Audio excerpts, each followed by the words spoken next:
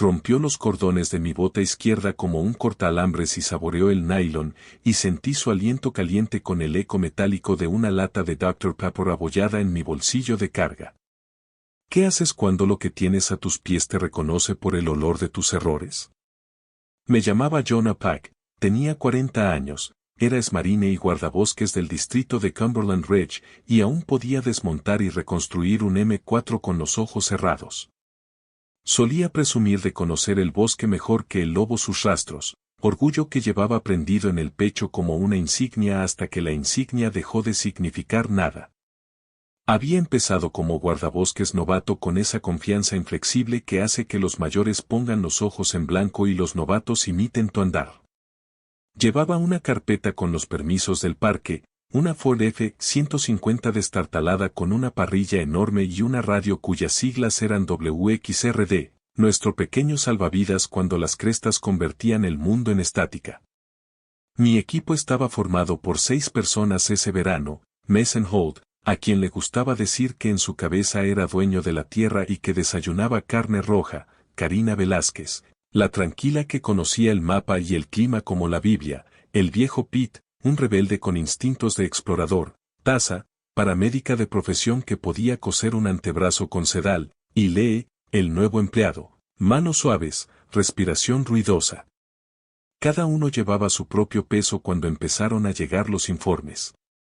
Al principio eran pequeños. Un excursionista a 1 hora de camino con una mochila rota y olor a pelo mojado en la bufanda. Un perro de caza encontrado al borde de la vía de servicio, muerto con el hocico aplastado como una lata de refresco. La gente decía coyote, perro grande, híbrido salvaje, nombres que hacían sentir más seguros a los concejales y sonreían a las aseguradoras. Pero cuando Mason me envió el video, movido, tomado con un teléfono con la hora a las 23:17 y la etiqueta Nash Hollow, la cosa en la oscuridad granulada ladeó la cabeza hacia la cámara como si estuviera haciendo una audición para un chiste. Dejó una marca en un poste de madera, no arañazos de garra, sino surcos hechos con el canto de un puño. La marca parecía deliberada. Fue entonces cuando mi pecho, la parte que antes era todo marine y sin miedo, empezó a acumular pequeñas y precisas dudas. Nos habían asignado patrullar las zonas restringidas, áreas de bosque profundo donde los senderos del parque se pierden en una antigua cartografía de animales y recuerdos. Restringido era, en el lenguaje municipal, no tenemos presupuesto para lidiar con esto, y se respiraba un silencio burocrático que olía a polvo y papel sellado. Los guardabosques que nos precedieron lo trataron como un reto. Mason lo trató como un derecho. Karina lo trató como un libro de contabilidad. Yo lo traté como un trabajo hasta que no pude más. El lugar en sí era un pulmón, nogales y castaños, abetos negros donde se acumulaba el agua, laurel de montaña aferrado a sus raíces. A finales de julio, el aire olía a hierro y bayas ácidas. El suelo guardaba recuerdos, cada bota dejaba una confesión. La primera noche acampamos en el antiguo claro de la tala, un círculo salpicado de viejas hojas de sierra y el enorme esqueleto de un ciervo apoyado en el suelo. Armamos las tiendas a la luz de las linternas y bajo la tenue luz del Ford. Recuerdo el sonido de Mason afilando un cuchillo contra una piedra, un sonido animal, y cómo se le tensó la mandíbula a Karina cuando silbó demasiado fuerte. «No lo tientes», dijo. Su voz era serena y pragmática, siempre apagando la antorcha de Mason. Mason se rió. «No vendemos cebo para osos, Karina. Somos guardabosques, no santos». Tenía ese toque típico de Mason, mitad fanfarronería, mitad arrogancia, como quien cree que la tierra le debe obediencia. Se enorgullecía de conocer los caminos secundarios, de los chirridos y ronroneos del Ford. Llamaba a su coche el mariscal y juraba por un vaso de Maker's Mark que guardaba envuelto en un trapo. Me gustaba Mason lo suficiente como para discutir con él. Era el tipo de hombre que querías tener en la muñeca en una pelea de bar y quitarte la vida en un juicio. La segunda noche, el perro dejó una transmisión en WXRD que me puso los pelos de punta. No era voz humana, sino más bien un murmullo de impaciencia y satisfacción, pero se percibió como una interferencia bajo la voz del viejo Pete, justo después de que Mason maldijera ante un ruido fantasma. Tasa dijo que sonaba como si alguien estuviera punteando mal la cuerda de un violín. Lee no dijo nada y escuchó, y Karina revisó los rodamientos de la batería del dron como si eso fuera a cambiar algo. Encontramos el primer cebo al amanecer, una trampa para animales, preparada con cebo y un círculo de tierra removida, más ingeniosa que cualquier cosa que un cazador pudiera poner. Mason dijo que algún cazador presumido había intentado jugar con nosotros. Karina observó la pulcritud de la trampa y frunció el ceño. Esto no fue puesto a mano, dijo. La tierra muestra compactación, pero las espigas están limadas. Quienquiera que haya hecho esto sabe trabajar el metal. El viejo Pete encontró huellas erróneas, como las de un animal, patas traseras demasiado largas, huellas que se estrechaban como dedos enguantados. Las huellas sugerían un andar erguido y una tendencia a apoyar el peso con deliberación, como quien prueba una tabla del suelo. Me agaché y palpé la tierra blanda y arcillosa entre los dedos y percibí un olor penetrante, sudor, cobre y una dulzura como la de la fruta madura del huerto. Lo saboreé en mi mente, anclando el momento, el olor de lo que seguíamos. Establecimos un perímetro. Karina instaló sensores de movimiento cerca del cebo, alimentando una tableta que guardaba en su chaqueta como un sacerdote con un rosario. Era bióloga de vida silvestre antes de que se agotara con los ciclos de subvenciones y la política, tenía un don con los equipos, para leer el pulso electrónico de la Tierra. Mason lo declaró una emboscada con una sonrisa. Dormía con la marca del creador bajo la mejilla como si fuera contrabando. El primer contacto se produjo a las 2:14. Fue leve, deliberado, como si pusiera a prueba nuestros hábitos. Una ramita se quebró más allá del último sensor y nuestras radios chisporrotearon con estática. Recuerdo el sonido como una presencia en el límite de la audición, no solo ruido, sino ritmo, una atención que se acercaba. El perro probó el pestillo de la camioneta de Mason como quien revisa el buzón del vecino.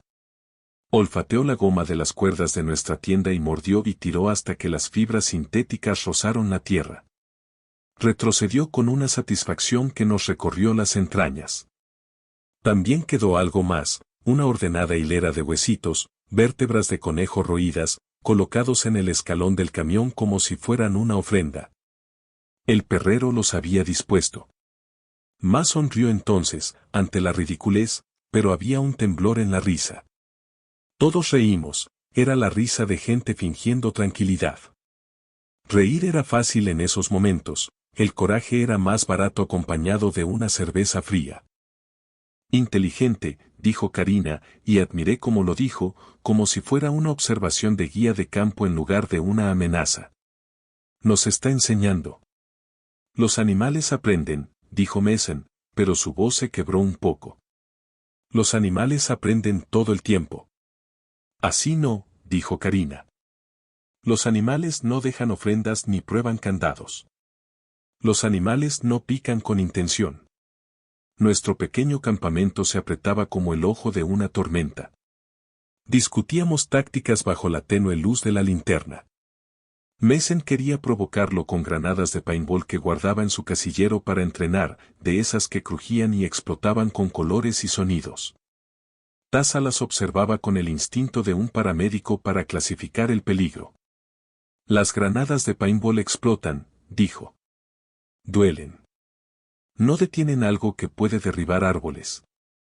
Pensé en improvisar con la bombona de propano en la caja de la camioneta, colocándola como una trampa, soplarla, hacer ruido, cegarla. Karina rechazó la idea. No estás poniendo una trampa explosiva en el bosque, dijo. Eso es una imprudencia. Estamos rebajando nuestro nivel. Llegamos a un acuerdo. Mason metió una de las cápsulas de pintura granulada en el hueco de un cadáver de ciervo falso que encontramos cerca del sendero forestal, el señuelo perdido de alguien, y lo colocó junto al cebo. El plan era irritarlo y ahuyentarlo. Queríamos teatro, demostrar que teníamos el control. La criatura se apoderó del teatro y lo convirtió en una lección. Al anochecer, Se acercó, lento como una marea.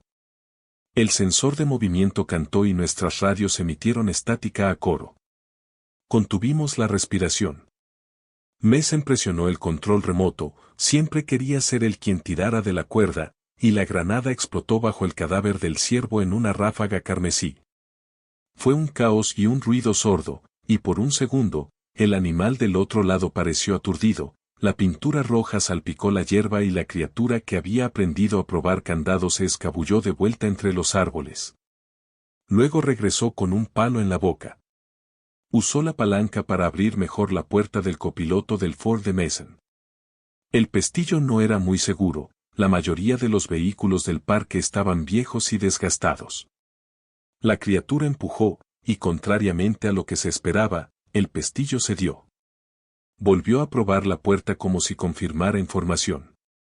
Subió de un salto a la caja del camión y dejó una mancha limpia en la ventana trasera, como una firma. Ese era un mensaje, dijo Karina. Quería que supieras que podía. Mason, a quien le gustaba creer en su propia invencibilidad, de repente parecía más pequeño. La pintura del capó de la camioneta era como un moretón. Dormimos con los ojos entreabiertos esa noche.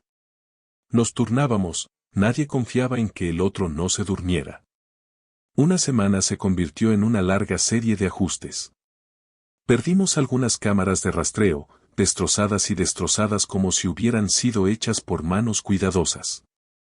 Alguien escaló nuestra estación de radio y dejó pelo atado a la antena como una bandera. El pelo no era canino, era áspero y oscuro, y los folículos no mentían. Me temblaban las manos al revisar las trampas. Tomé nota en mi libro de registro como si la tinta pudiera sellarla, este no es un animal común. Es algo con curiosidad y táctica. Intentamos todo lo que nos pareció control.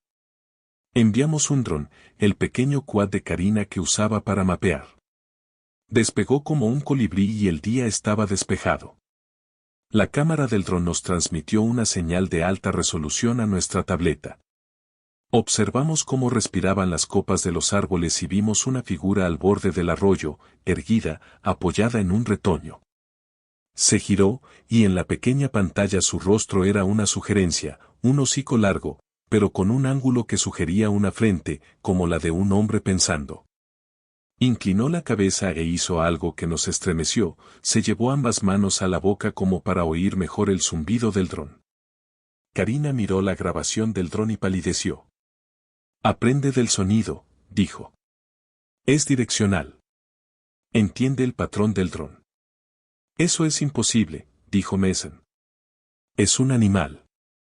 Pero se mueve con intención, replicó Karina. Sabe cuando lo están observando. Espera patrones. Nos habíamos convertido en el blanco de la vigilancia. El dron regresó con estática en la señal. Cuando Karina intentó aterrizarlo, la nave se cayó del cielo y aterrizó en el lodo congelado junto al arroyo. Más tarde lo encontramos al revés, con los rotores plegados como alas rotas y, a su alrededor, un pequeño círculo de piedras, perfectamente colocadas. Alguien había erigido un santuario primitivo para nuestra tecnología. Nos reímos como idiotas esa noche, nuestra risa era frágil.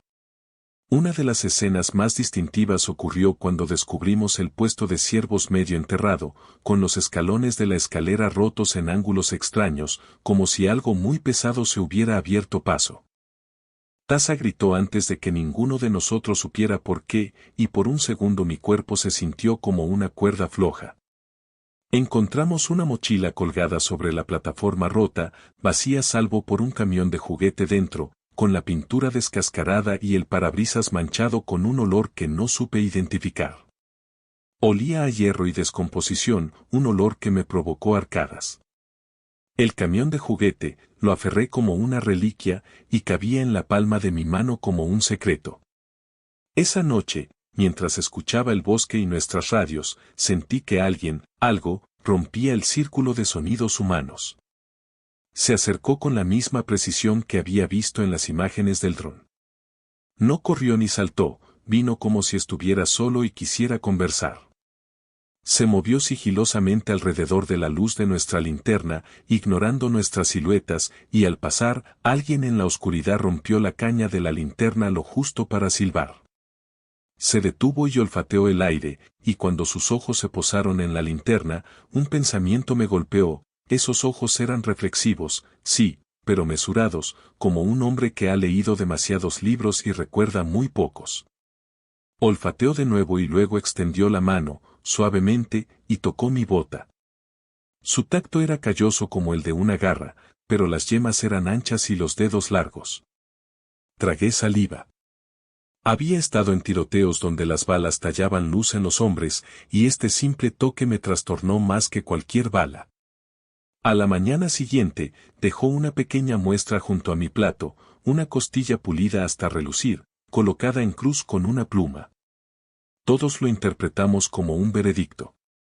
Empezamos a encontrar marcas en los árboles, símbolos grabados con una inteligencia que me helaba las manos.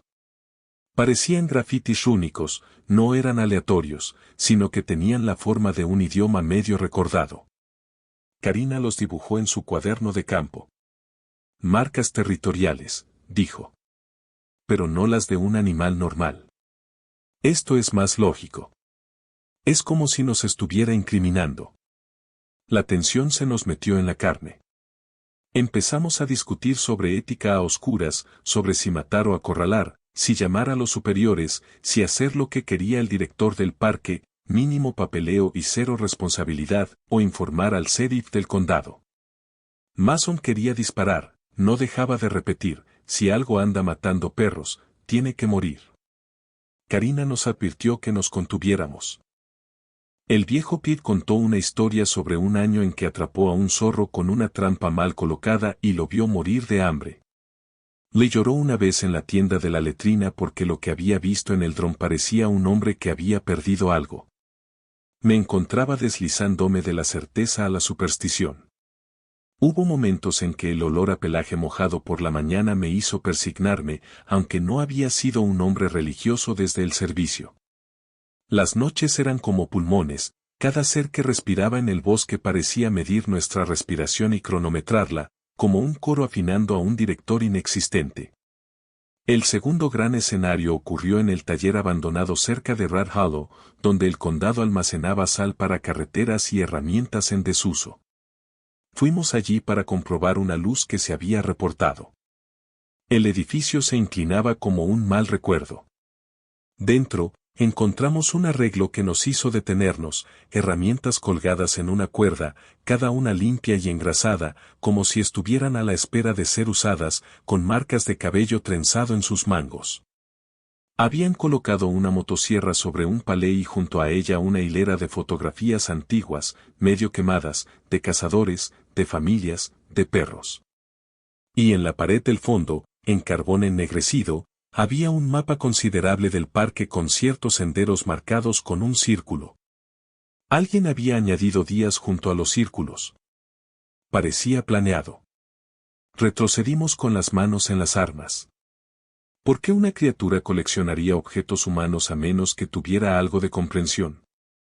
Mason quería tomar las fotografías. Karina argumentó que debíamos dejar pruebas. El debate terminó cuando la puerta del taller empezó a golpear, suave, luego exigente, como una mano probando madera de nuevo. Sonaba con la misma cadencia que la noche que probó el camión. Nos retiramos a la camioneta y vigilamos la puerta. El golpeteo se volvió insistente. Algo estaba en la madera contrachapada, como alguien golpeando una ventana. Taza me pidió que llamara a la central. WXRD estaba activo, pero con interferencias. Llamamos a la línea del condado y nos atendió un contestador automático. El golpe se convirtió en un roer, y luego en un silencio repentino y brutal. Recuerdo el silencio posterior como un precipicio, el ruido sordo cesó y el bosque exhaló. Nuestras radios se apagaron. Nos encerramos en el Ford y dejamos el motor en marcha, con los faros clavando largos dedos en la oscuridad. Mason no dejaba de susurrar algo sobre señuelos, sobre cebos. Agarré la camioneta del niño del puesto de ciervos en mi guantera. Me pregunté qué haría esa cosa si nos íbamos. ¿Seguiría al Ford? ¿Nos vigilaría hasta que nos desmoronáramos y le diésemos pan al perro como si fuéramos aldeanos romanizados? No lo sabíamos. Uno de los mini acantilados más viscerales se produjo cuando Lee desapareció. Había ido a hacer sus necesidades junto a un bosque de abedules. Había estado con nosotros todo el día, pero esa noche se había ido. Encontramos su linterna tirada en el sendero como una pregunta. La batería había sido cortada limpiamente. No había sangre. Ni rastro de forcejeo. Solo unas huellas dispersas que se dirigían al arroyo y luego, nada. Mason maldijo hasta que se le enrojeció la cara y Karina se sentó en el tronco hasta que le temblaron los hombros. El viejo Pete se retorció las manos como si estuviera rezando. Pasamos horas llamándolo hasta que se nos hizo un nudo en la garganta. Finalmente, encontramos un lazo de cuerda, parecido a un nudo corredizo, colgado al pie de un árbol, como si alguien hubiera estado practicando viejos nudos de caza. La cuerda estaba sin usar y limpia. La chaqueta de Lee, su encendedor, yacía doblada sobre un tocón como la ofrenda de un niño. Alguien había fingido su ausencia. Lo encontramos a la mañana siguiente sentado en la orilla opuesta del arroyo, mojado hasta la cintura y temblando como una hoja. Tenía barro en la cara, pero sus ojos estaban húmedos y transparentes. No habló durante un buen rato. Cuando lo hizo, fue con la voz sencilla de quien ha presenciado algo extraordinario y se ha salvado por capricho. Vino hacia mí, dijo finalmente. Se sentó y me miró un buen rato, luego dejó mi encendedor a mi lado. No me mordió. No me hizo daño. Quería que lo entendiera. ¿Entender qué?, pregunté. Le miró el arroyo y no respondió directamente a la pregunta. Dijo, nos mantiene en la historia. Quiere capítulos. No quiere que lo olvidemos. Había un romance que vivía como una pequeña sombra en medio de todo esto, pequeño y humano contra el monstruoso telón de fondo. Karina y yo siempre habíamos sido colegas que intercambiaban equipo y chistes discretos. Una noche, después de la desaparición y el regreso de Lee, cuando el cielo era una mancha baja de nubes, Karina y yo nos sentamos junto a la camioneta. Mason se había ido a gritar en la oscuridad a nadie. Tasa estaba remendando un trozo de tela. Las manos de Karina olían a soldadura y río. Extendí la mano y le di un apretón en el hombro, simple y humano. Se inclinó hacia él con una facilidad cuidadosa y reticente, y por un momento mi respiración tuvo un ritmo que coincidía con el de ella. No floreció en nada más, fue una promesa sin palabras, dos personas atadas contra el mismo frío. Ese pequeño toque fue una especie de desafío. Intentamos compartir nuestros hallazgos con el director del parque. Atendió la llamada a las 11 de la mañana desde el juzgado, con la corbata suave y respuestas aún más suaves. Necesitamos documentar los incidentes, dijo. Que no cunde el pánico. Que se limiten a las patrullas. No provoquen nada. Si pueden conseguir un video real, envíenlo junto con sus informes.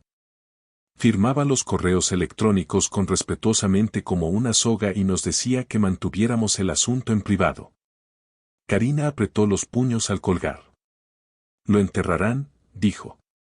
Lo enterrarán con formularios. Estábamos solos.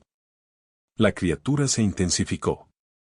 Empezó a dejar restos de vida humana donde sabía que los encontraríamos, un guante solitario sobre una roca, una chaqueta sobre un árbol joven, unas gafas de lectura apoyadas en un tocón.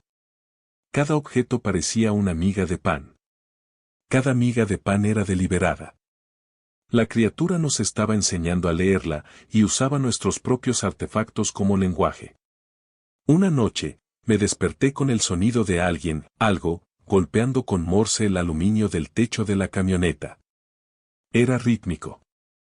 El viejo Pete también se despertó. Nos quedamos tumbados escuchando el código e intentando entender el pánico. Mason buscó a ciegas un rifle y disparó una vez, hacia los árboles. El sonido rugió como un disparo de salida y el animal respondió con un aullido que hendió el aire y simplemente se detuvo como un portazo. El aullido tenía una cadencia que implicaba risa. Taza vomitó en el barro. Decidimos entonces usar una trampa, algo para contener en lugar de matar. El plan era usar un viejo corral de ganado que encontramos en la cresta norte, paneles de hierro, pesados y desgastados, y usar como cebo una serie de ofrendas entrelazadas, un cadáver, una torreta de movimiento que se encendía con el movimiento y un tubo de equipo de cámara conectado a la señal de satélite. Queríamos capturar evidencia, o al menos observar, porque el conocimiento se sentía como un escudo. La noche antes de que colocáramos la trampa del corral, el sabueso dejó algo en nuestro campamento que lo cambió todo, un zapato humano, lustrado y remendado, atado de forma que sugería cuidado. Dentro, doblado, estaba el escudo de un viejo guardabosques de un condado vecino, un emblema que conocíamos, la insignia de Ravenwood. El hombre que la llevaba había muerto hacía 5 inviernos, su expediente estaba en los archivos. Karina tomó la insignia y la guardó en su bolsillo como una hereje. El perro había comenzado a recolectar identidad. Colocamos la trampa al amanecer, sigilosamente, como ladrones. El corral estaba en un valle bajo, rodeado de arbustos que nos llegaban a las rodillas. Karina conectó las cámaras. Mason, como siempre, quería controlar el control remoto que activaba las luces.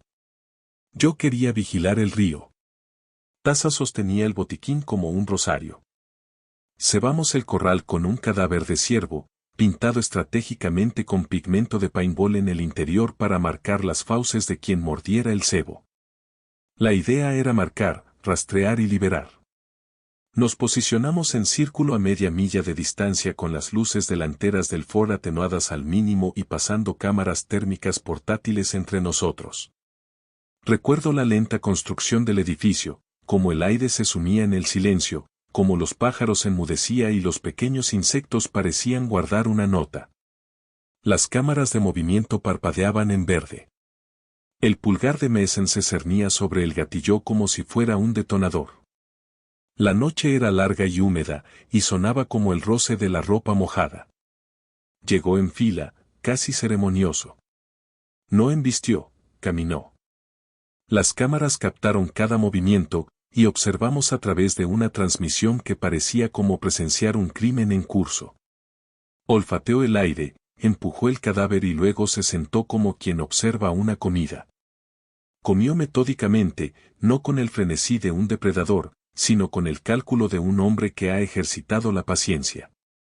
Luego, en la grabación, metió la mano en el cadáver, no con el hambre ciega de las bestias, sino con delicadeza, como si recuperara algo colocado dentro de la caja torácica, un pequeño lienzo, bien envuelto.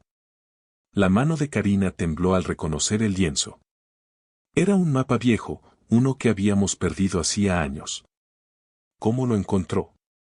Mason siseó una risa que sonó frágil. El perro se giró, y en la señal infrarroja lo vimos erguirse, casi horriblemente humano y enorme, y luego empezar a caminar hacia un hueco en el corral como si conociera la debilidad en la junta de la cerca. Manipuló el panel del corral con unas manos que hasta entonces parecían patas. Hizo palanca en la abrazadera con un palo y, con una paciencia que solo se ve en quienes resuelven problemas, se movió. La articulación cedió. La criatura se deslizó como si se deslizara por el agua. Se suponía que debíamos haber cerrado la trampa. Ni siquiera llegamos a tiempo. Mason maldijo y corrió hacia el corral presa del pánico. La criatura se encontraba al otro lado del campo, proyectando una sombra como la de un hombre con un sombrero ancho. Karina levantó un foco que la iluminó de blanco puro, y por un instante la vimos como si estuviera en un escenario, hombros estrechos, brazos largos, una mandíbula que podría confundirse con la de un hombre si no se detenía la mirada. Inclinó la cabeza hacia nosotros y sonrió, o mejor dicho, mostró los dientes con aire contemplativo, y luego hizo algo que no habíamos previsto, imitó un gesto humano. Levantó una mano e hizo el signo de un saludo. Nos quedamos paralizados. Algo en mi garganta se cerró como una trampa. El resto de la noche se convirtió en una serie de pequeños pánicos. El animal corrió, pero no como un simple cuadrúpedo, dio un salto, se agachó y luego saltó, cubriendo terreno con pasos extrañamente rítmicos. Taza disparó una bengala y cayó entre los árboles como humo. Las imágenes de esa noche lo cambiaron todo a ojos del condado. Cuando filtramos una imagen a un blog local la semana siguiente, causó revuelo. Pero el director llamó y pidió que se mantuviera en secreto. No podemos dejar que cunda el pánico, dijo. Haremos una investigación controlada. Su voz sonaba como la de un hombre que se alisa una arruga. La expresión de Karina al colgar era indescifrable. Aumentamos nuestra improvisación. Construimos un dispositivo, un artefacto feo y práctico, para simular la presencia humana en el campo. Era un generador viejo, un motor temporizado, un maniquí improvisado que vestimos con uniforme de guardabosques, perfumamos con nuestro sudor y perforamos con agujeros para rociar marcadores de olor. Usamos una batería de coche, cinta adhesiva y una lata de propano para alimentar un cebo nocturno. La idea era distraerlo, alejarlo, capturarlo bajo la luz de nuestras cámaras. Karina argumentó que estaríamos provocando a una inteligencia consciente, que nos estábamos metiendo en una negociación que no entendíamos. Yo argumenté por practicidad. Mason quería gloria. Taza quería seguridad. Llegamos a un acuerdo y llamamos al dispositivo el señuelo y lo colocamos en lo profundo de un valle donde se propagaba el eco acústico. Esa noche vino a negociar. El señuelo zumbaba, tosía y exhalaba humo, pintado por nuestro ingenio. El sabueso se acercó como un árbitro del gusto. Inspeccionó el señuelo como para confirmar que era lo que pretendíamos, algo para comer o algo con lo que jugar. Raspó el generador, olió la gasolina y luego hizo algo que me revolvió el hígado, usó las manos para desenroscar la bujía del generador. Había visto criaturas picotear cosas en zoológicos y en la naturaleza, pero nada como esto. El hombre perro trabajaba como un mecánico cauteloso, calmando el motor y luego ajustando el cableado con una delicadeza casi reverencial. No intentaba destruir nuestro dispositivo, sino comprenderlo. En nuestra arrogancia, le habíamos dado un rompecabezas y lo había resuelto. Karina susurró, son herramientas de aprendizaje. A la mañana siguiente, el señuelo había desaparecido. En su lugar, nuestros troncos estaban ordenados en una pila, y encima, una piedra manchada de pintura, el mismo pigmento que habíamos usado en la granada de paintball, dispuesta como una ofrenda. El sabueso había tomado nuestro invento y dejado su firma. Empezamos a temer no solo un ataque, sino una educación. Si pudiera aprender herramientas y símbolos, ¿qué haría con esas habilidades? ¿En quién se convertiría cuando el bosque le enseñara en lugar de ser reducido por las descripciones de trabajo humanas? El enfrentamiento culminante se construyó como una trampa. Para entonces sabíamos que cazaba siguiendo patrones, ritmos. Le gustaba la rutina. Mason, fiel a su estilo, quería poner un cebo y disparar cuando la criatura lo mordiera. Karina abogó por algo menos letal, corral, sedación, contención, documentación. Yo quería ambas cosas. Quería a la criatura viva para responder preguntas que no tenía derecho a hacer. La quería viva porque matarla era como admitir la derrota. Discutimos hasta el amanecer, hasta que nuestras voces, desgastadas por la noche, nos sonaron extrañas. Finalmente, optamos por una táctica tan desesperada como astuta. Usaríamos el Ford, el Marsal, como piedra de afilar. Lo adornaríamos con aroma, calor y sonido, y lo dejaríamos aparcado al descubierto como un altar de sacrificios. Dentro del camión habría una serie de dispositivos, nuestro foco más potente, una cámara térmica que habíamos pedido prestada, una red atada a un cabrestante y un cartucho de sedante que Taza le había conseguido a un veterinario del condado vecino, de uso legal, pero necesario. Karina cantaría la canción de cuna que habíamos notado que el hombre perro respondía en frecuencias de radio interrumpidas, era una frecuencia que parecía calmar o despertar la curiosidad. Mason sería el atractivo, su voz como una campana. Estacionamos la camioneta en un claro a medianoche y dejamos a Mason dentro como cebo, con una radio que reproducía la canción de cuna psíquicamente y las luces programadas para parpadear a intervalos irregulares como el latido de un corazón. Observé desde la línea de árboles con la manivela del cabrestante en una mano y una pistola de dardos cargada en la otra. Taza y Karina estaban apostadas junto a la línea de árboles con redes y cuerdas. El viejo Pete tomó la cresta este. Nuestro plan se basaba en la previsibilidad, la preferencia de la criatura por los patrones, y en la idea de que podríamos ser más astutos que una inteligencia que nos había superado en conocimiento. Era una filosofía violenta, y sentí una oleada de inquietud moral en el pecho. La noche llegó lenta y luego rápida. La vimos como una silueta al borde del claro, moviéndose como un pensamiento. Tardó un tiempo, calculado, paciente, y se acercó a la camioneta. Mason llamó suavemente por la radio, apretando la nana en el aire, como un padre tocándole una melodía a su hijo. La criatura miró a Mason y luego a la camioneta, y luego probó un espejo retrovisor con un palo como para verificar el reflejo. Olfateó la llanta.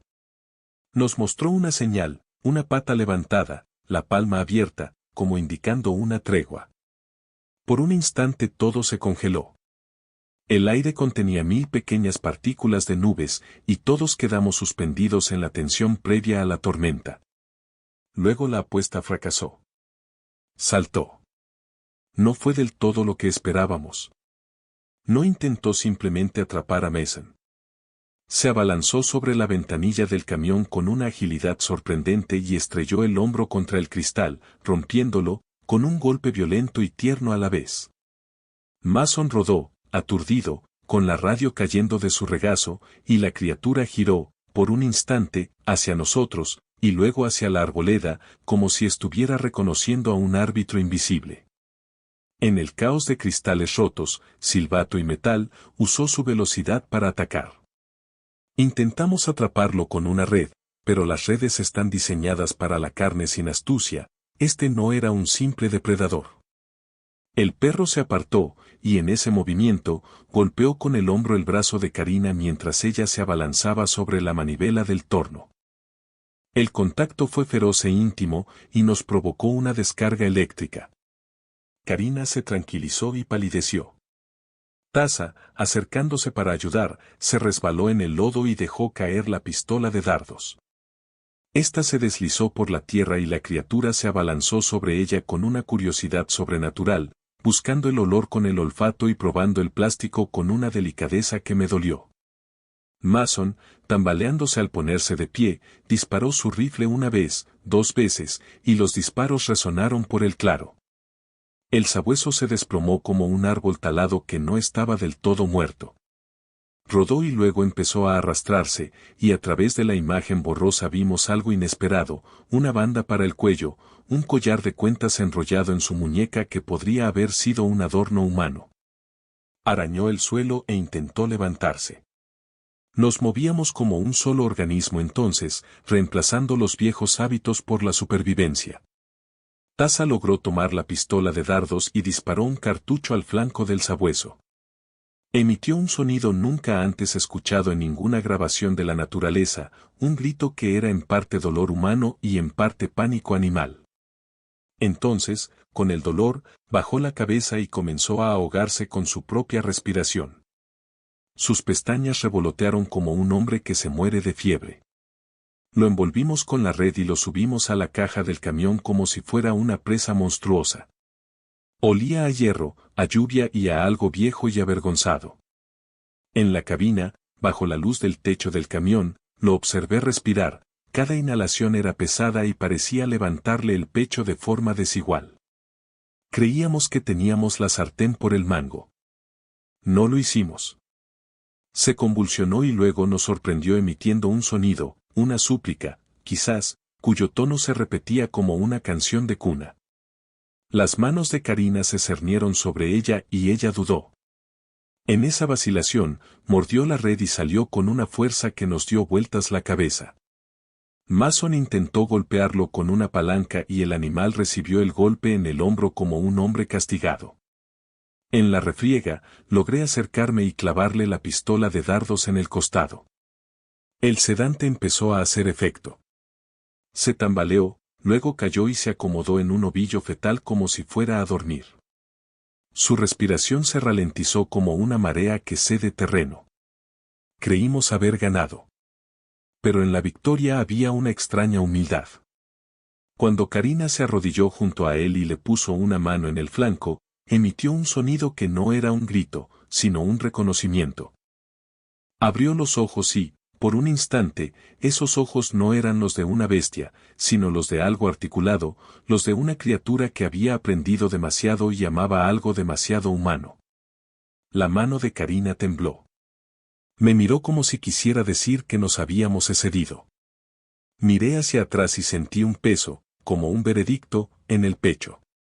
Lo subimos a la caja del camión con la red, y en la penumbra vi el brazalete de cuentas con más claridad, un brazalete con dientes pequeños y pequeños dijes de hueso tallado.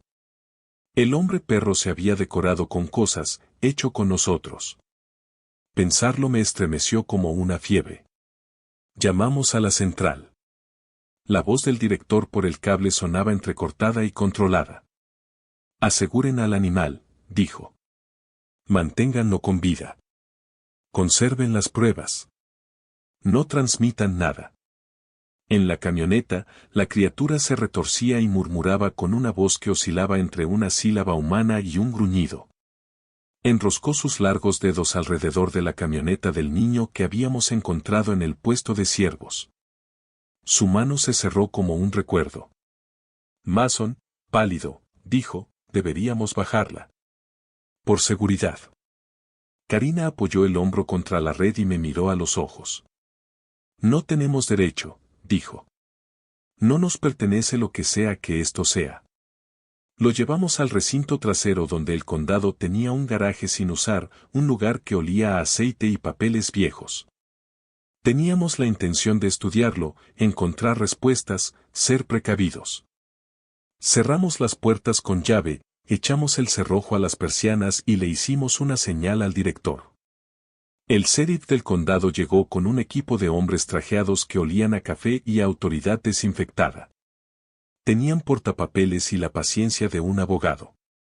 Se movían con la gracia de un burócrata. Recuerdo cómo el hombre perro tamborileaba con los dedos sobre la mesa metálica la noche antes de que todo saliera mal.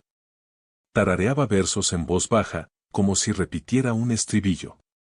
Karina dormía en la silla con una mano en su costado. Decía que a veces lo lamentaba. La mañana en que cayó el cerco de la autoridad fue lenta como la paja de embalaje. Los hombres del sheriff llegaron con agujas, registraron los signos vitales del hombre perro, se llevaron el brazalete de cuentas y catalogaron sus anillos de crecimiento como un árbol, como si objetivar a una persona pudiera explicarlos. La gente llegó con batas de laboratorio y se fue con más preguntas de las que traía al llegar. Se sugirió un nombre, una etiqueta fea y humanizadora para facilitar los comunicados de prensa.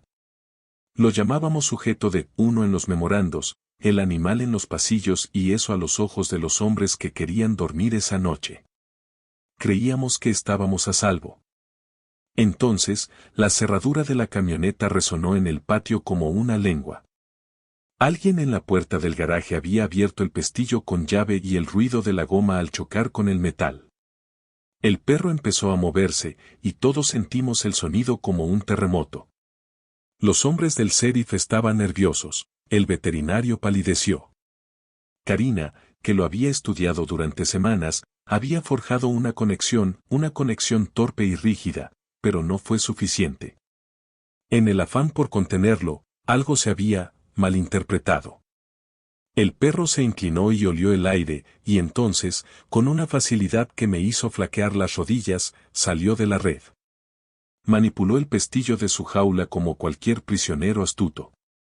En el instante entre el café y el pánico, abrió un panel y salió de una forma que parecía la de alguien que entra por una puerta por la que siempre ha pagado alquiler. Lo que siguió no fue cinematográfico, sino burocrático, caótico y real. Se movía por el complejo como un hombre que hubiera ensayado la ruta. Hombres trajeados intentaron bloquearlo y fueron derribados como alfileres. Alguien gritó. El sabueso corrió directo al sedán negro del director y luego a la bóveda del condado, donde se guardaban los archivos. Se adentró en la noche, indiferente a la ley, al juramento, al orden limpio y estéril del trabajo masculino. Lo perseguimos como pudimos. Recuerdo el olor a aceite y papel mojado del patio, como una iglesia donde alguien hubiera derramado la Santa Cena. Llegó a la bóveda y empezó a abrir carpetas con manos delicadas como las de un sastre. Revisó los archivos, se detuvo, los miró y luego, dejó un solo archivo fuera de la bóveda y se fue. El expediente que abrimos después contenía un nombre, el arroyo al que solía llegar había sido un campamento de investigación y un hombre había desaparecido hacía 30 años. El expediente decía no concluyente en negrita. El director había vuelto a archivar el informe y lo había etiquetado como de archivo. Había una foto, y la fotografía mostraba a un ranger, un hombre con placa, una sonrisa y una cicatriz en la mejilla. El hombre llevaba un brazalete hecho con sus dientes. Hubo una llamada de arriba. El director la contestó y su rostro se contrajo como el papel. Dicen que está contenido, dijo al colgar. Quieren archivos sellados. Nada de prensa. Cierren las puertas. Destruyan los demás memorandos. El sabueso siguió adelante, adentrándose en la oscuridad y fuera del alcance inmediato del condado, como un pensamiento que se desvanece. Pero no antes de dejar un mensaje en el escritorio del director, un ordenado conjunto de huesitos que formaban, en su disposición, una sola palabra que habíamos visto tallada en los árboles: cuervo. La semilla del encubrimiento echó raíces como una bellota caída. El director llamó al sheriff y este llamó al Estado, y llegó una instrucción: clasificado. Embargo de prensa. Se respetará la discreción del personal. Archivos cerrados, asesoramiento legal. El agente del sheriff nos miró con ojos como piedras de río. Firmado, fiscal del condado. Una orden de silencio cayó como una cortina. Nos dijeron que guardáramos silencio en memorandos cifrados y con la amenaza tácita de susurros que podrían acabar con nuestras carreras. Me sentía orgulloso del parque. Valoraba el servicio. Entendía la necesidad de mantener la calma ante el pánico y no estresar a los turistas. Pero había una línea entre la protección y la complicidad, y la sentíamos profundamente. Las consecuencias fueron sangre, aburrimiento y papeleo. El hombre perro no estaba muerto ni simplemente desaparecido. En los meses siguientes, sellaron los archivos y reasignaron al director. Mason fue transferido con un brillo extraño en los ojos y una cojera que no sanaba bien. Karina se tomó una licencia y se trasladó a un laboratorio universitario haciendo estudios de habituación. Tasa consiguió trabajo en una clínica de la ciudad y me envió un sobre con suministros. El viejo Pete se jubiló. Lee se mudó a casa. Yo me quedé porque no podía ir a un lugar donde la memoria no fuera algo de lo que tuviera que rendir cuentas. Todos firmamos acuerdos de confidencialidad como si vendiéramos la lengua. Había noches que conducía el Marsal por zonas de bosque restringido, con las ventanillas bajadas, escuchando la estática de WXRD y pensando en cómo se movía. Me detenía en claros que antes se usaban para talar y susurraba la nana en la oscuridad, sintiendo mi voz atravesar los árboles como una confesión. Una vez, meses después, volví al taller y encontré un mapa nuevo en la pared. Lo habían pintado con esmero, nuevos circuitos de senderos marcados con fechas. En la esquina había un dibujo infantil de un camión con una figura de palito sonriente saludando. Era infantil, aterrador y preciso. Alguien había añadido días junto a los círculos. La última mañana que trabajé en el parque, encontré un pequeño bulto junto a mi casillero. Estaba envuelto en papel encerado y atado con una tira de cuero viejo. Dentro había una camioneta de niño, sin pintura, pero con la forma intacta. Junto a ella, un diente, tallado y pulido, en una cuerda, con la cuenta intacta. Una nota doblada dentro, escrita con una letra que no reconocí, solo decía, recuerda. Habíamos conservado un expediente de la purga del director. Era un solo memorando con el sello de restringido. Dentro había una lista de nombres y una fotografía de un ranger sonriendo. También había una línea que decía, en abreviatura burocrática, actividad anómala persistente, se recomienda contención, no divulgar al público. Nos dijeron que siguiéramos adelante e hicimos lo que pudimos. Archivábamos los formularios y los formularios nos archivaban a nosotros. Pero hay cosas que un papel no puede guardar en un cajón, el peso del olor por la mañana, la forma en que la costura de una tienda te llama por tu nombre en la oscuridad, la sensación de ser observado por ojos que leen como una letanía. Empecé a soñar con símbolos, líneas de huesitos, pestillos de palo, runas, una mano que podía abrir un frasco y luego taparlo perfectamente. En un pequeño y último acto de desobediencia civil, llámenlo homenaje o culpa, saqué la placa de guardabosques de la caja de archivos, la sujeté a la camioneta del niño y las puse en el alféizar de la ventana de mi cocina, donde les daría el sol al mediodía. Brillaba como una confesión. En el cajón de al lado, guardaba una hoja del cuaderno de campo de Karina con los símbolos que había dibujado. A veces los trazaba con el dedo como un hombre leyendo las sagradas escrituras. Por la noche, escuchaba WXRD e imaginaba al hombre perro, lo que fuera, moviéndose fuera de mi alcance, pero lo suficientemente cerca como para dejar alguna que otra señal al borde del parque, un zapato en un tocón, un collar de cuentas, la camioneta de un niño pulida hasta relucir. Un año después, recibí una llamada del fiscal del condado, una breve solicitud para asistir a una reunión privada. La voz era suave como siempre. Querían mis archivos, dijeron, y que testificara sobre los protocolos de contención. Acepté la reunión solo y me ofrecieron un sobresellado, un apretón de manos y un contrato. Me preguntaron si firmaría una declaración jurada para bloquear los archivos. Tenían la mirada cansada. Dijeron, garantizaremos la seguridad del parque. Revisaremos los archivos. No habrá divulgación pública. La autoridad en su voz tenía la suavidad de una almohada. Cuando me negué a firmar, la línea de silencio se hizo más estrecha. Amenazaron con un entierro procesal.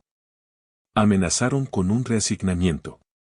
Amenazaron con cancelar mi pensión. Había visto suficiente para comprender la magnitud de su miedo. Firmé media docena de formularios y guardé una copia debajo de la camioneta del niño y la placa. Hice lo que cualquier hombre hace cuando la ley es inestable, sopesé las vidas y elegí una pequeña opción segura. El sabueso no desapareció de las historias. La gente susurraba sobre atisbos, un destello en un sendero, un niño que volvía a casa con un diente nuevo en una ristra, un cazador que encontraba su mochila reorganizada con una delicadeza que parecía una disculpa. A veces encontrábamos nuevas marcas en los árboles cerca de las crestas, frescas como la tinta. Una vez, una mujer en un restaurante de Ravenwood me contó que había perdido a su hermano en el río y luego encontró un hueso tirado en su ventana con una nota de piedrecitas que formaban sus iniciales. No quería que el condado lo supiera porque sentía que eso invitaría a hombres con portapapeles a diseccionar el recuerdo. La última vez que lo vi, fue desde la ventana de la camioneta en una tarde lluviosa, solo una silueta al borde de los pinos, erguida sobre dos piernas y luego agachándose como si fuera a beber. Giró la cabeza y sus ojos se posaron en el cristal de un vistazo, y juro que asintió, como reconociendo a un hombre cuya verdad se había convertido en un trato. A veces todavía me despierto con el recuerdo de su roce en mi bota y el sabor a Dr. Pepper en el bolsillo. Me despierto pensando en la canción de cuna que solía poner en la radio como una ofrenda. Imagino al sabueso en la oscuridad, recogiendo recuerdos de nuestra civilización y organizándolos para crear una historia que quiere que leamos. Lo imagino colocando la camioneta de un niño en el alféizar de la ventana de alguien y una pulsera de cuentas en la muñeca de un hombre desaparecido del valle durante décadas. Me dicen que olvide. Los formularios me dicen que olvide. La voz del fiscal del condado me dice que olvide. Pero olvidar es lo que quiere, y no olvidar es mi forma de honrar una línea que crucé con una red, un sedante y demasiada confianza. El hombre perro me enseñó que la inteligencia que refleja la nuestra no es simplemente algo que hay que matar, sino un espejo que nos muestra las partes de nosotros mismos que ocultamos. Al final, recibimos órdenes que parecían clemencia: mantener los archivos sellados, rotar las patrullas, financiar un estudio que nunca se publicaría. El director siguió adelante. La botella de Mason's Maker's Mark fue a parar a un cajón. Karina le dejó un juego de mapas a un profesor de geología de la universidad, marcados como inéditos, y a veces me siento al fondo del aula. Escucho una clase y veo sus dedos moverse con el gesto que usaba al leer imágenes de drones. Tasa me envió una postal desde una ciudad llamada Providence. Le escribió una vez que había comprado la camioneta de un niño y la había dejado en una colina para los ciervos. Ya soy mayor y no tan orgullosa. Conservo un borde quemado donde antes había una foto, y a veces me paro en el claro y canto la nana en voz alta, ahora más suave, no para atraer a quien la escuche, sino porque el silencio corroe a los hombres por dentro. El hombre perro solía ser una amenaza que buscábamos exterminar. Ahora se siente como un vecino difícil, alguien que reorganiza tu porche de maneras que son hirientes y amables a la vez. Si alguna vez te encuentras bajo las largas ramas verdes de Cumberland Ridge y ves la camioneta de un niño, sola, con un diente en una cuerda, ten la certeza de que alguien más lo notó antes que tú. Ten la certeza de que quien te observa tiene manos, pensamiento y un apetito por nuestros artefactos. Ten la certeza de que hay personas como yo que firman formularios, hacen concesiones y guardan secretos porque el secreto es una moneda de supervivencia. Y si una noche oyes a alguien probando tu pestillo, no te rías. No salgas y lo llames solo un animal. Cierra la puerta despacio, ponte la mano en el pecho y decide si la vía será la de la contención o la de la conversación. Si como sea, hay una consecuencia cuando enseñamos a una inteligencia a leer nuestros patrones. Podemos ganar una escaramuza. Podemos quedarnos con la camioneta de un niño en el umbral y una palabra escrita con hueso en el césped. Podemos despertar con un sabor a refresco en los dientes y una pregunta en la boca: ¿qué haces cuando lo que te aprende empieza a dolerte?